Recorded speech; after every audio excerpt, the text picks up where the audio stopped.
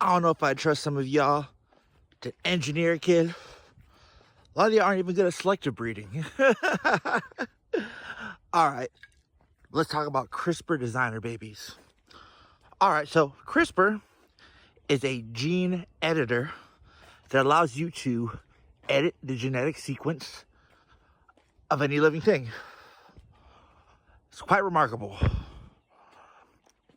Once humans are able to decode and understand the genetic sequence, there's no limit to the abominations you can make. Oh, I promise you, in the bottom of the Pentagon basement, they got some monsters that all they can scream out is, please kill me. Please kill me. You know? One day a scientist just came out and was like, I want to breed a dog with a human and make a were-person. The first werewolf. I promise you. I promise you. That's why they always redact all the classified information. But imagine though, ask yourself this. If you could design a human being, what would you make? The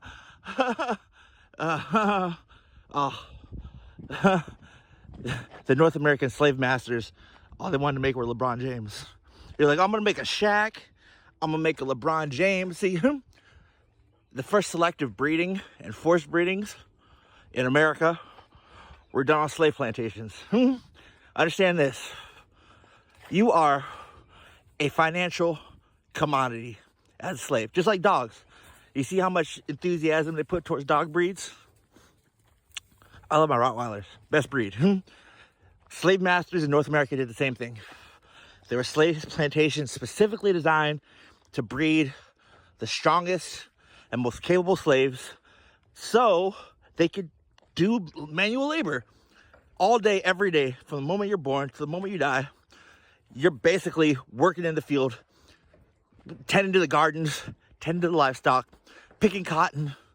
You know, the more cotton a slave could carry, the more money a slave master could make. So it only makes sense to breed the strongest and most capable slaves to do the heavy work and the manual labor. You indoctrinate them, tell them they're always supposed to be slaves. You never give them their freedom. You create a system of servitude, and they'll do whatever you want. Just like the working class. Just like the working class. And so, I'm sorry. These last couple of videos I had some dark humor. My apologies. My apologies. Welcome to the Trump presidency. No, I'm joking. I'm joking. But I'm not joking at the fact that if you could selectively breed or create your own person, what would they look like? Say, any guy out there, if you could create the perfect woman for you, what would she look like? Or women, if you could create the perfect male for you, or the perfect child, what would they look like? Ask yourself that.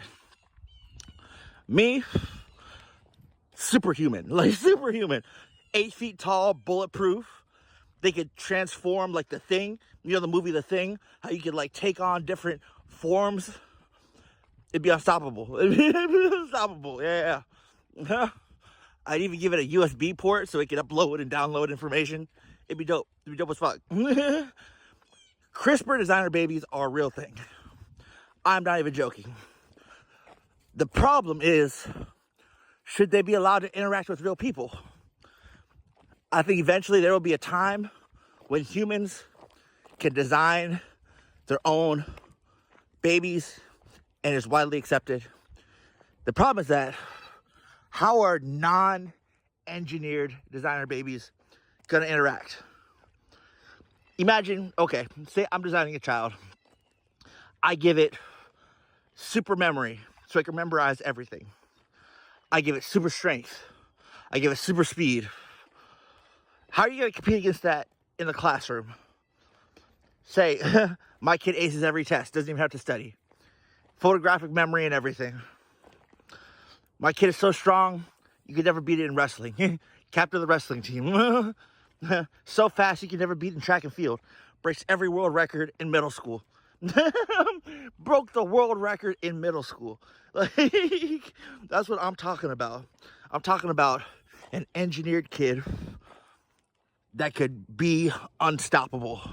I guess normal people. You'd have to engineer an anti-hero, but basically it'd be unlimited.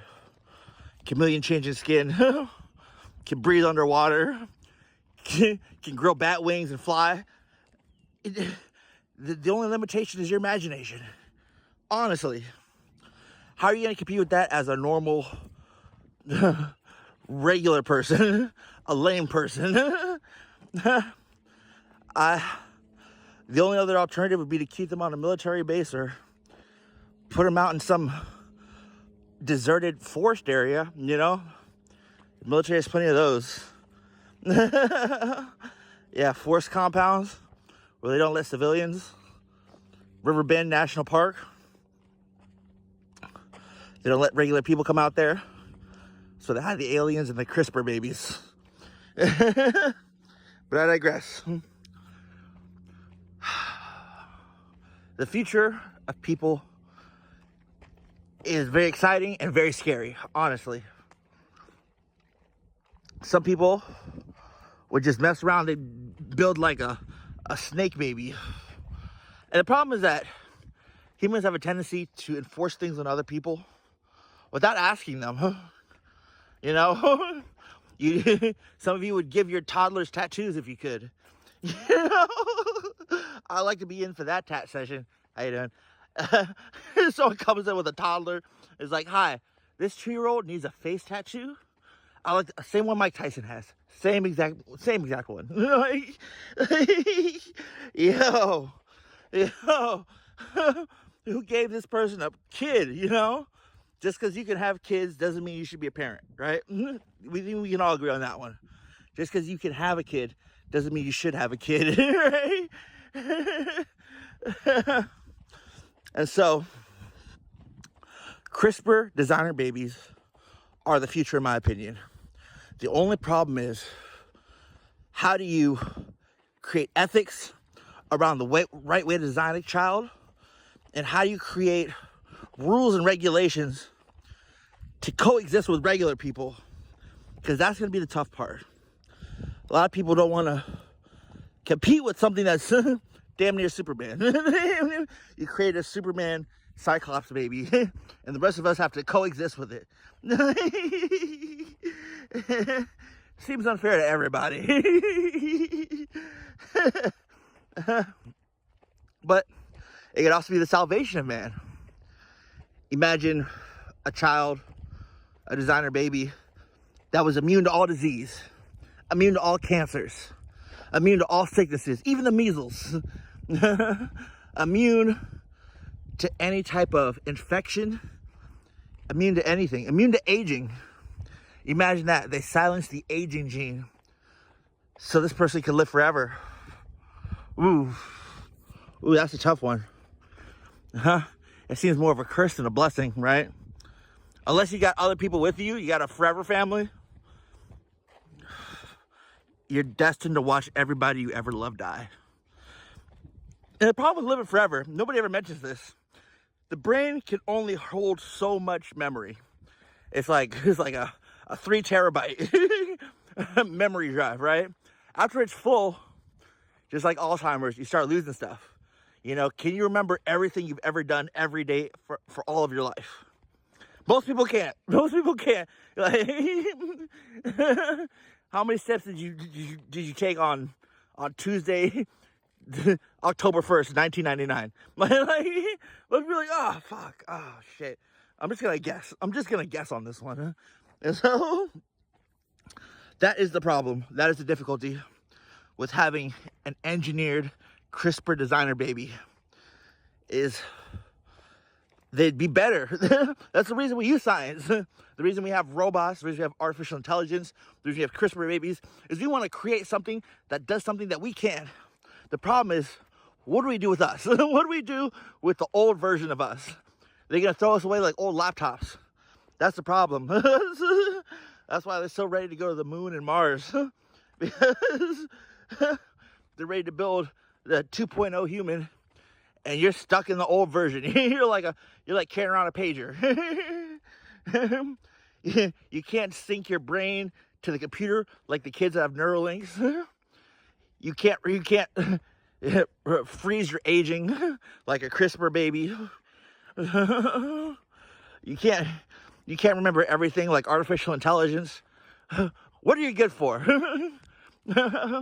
Making billions of dollars for the 1%. That is the destiny of the working class. Yo. And so,